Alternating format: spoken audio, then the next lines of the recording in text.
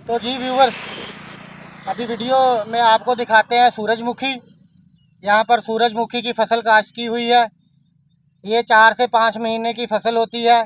इस पर जो है आपको दिखाते हैं कि सूरजमुखी के फूल और इसके बारे में थोड़ी मालूमात आपसे शेयर करते हैं। तो चलिए चलते हैं, सूरजमुखी दिखाते हैं आपको फसल की जानिब।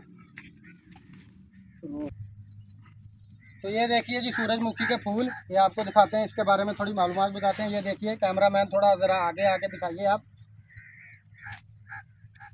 तो ये सूरजमुखी काश्त की हुई है। ये 4 से 5 महीने की जो है फसल है।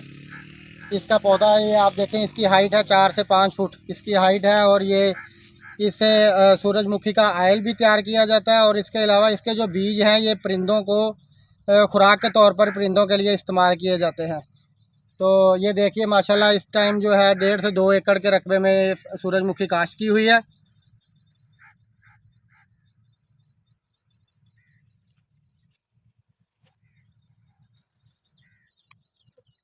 तो जी नाजरीन, आज की वीडियो में आपको बताया हमने सूरजमुखी के बारे में। तो मिलते हैं इंशाल्लाह अपनी नेक्स्ट वीडियो में। तब तक के लिए इजाज़त चाहूँगा। मैं हूँ आपका होस्ट वकास अली। अल्लाह।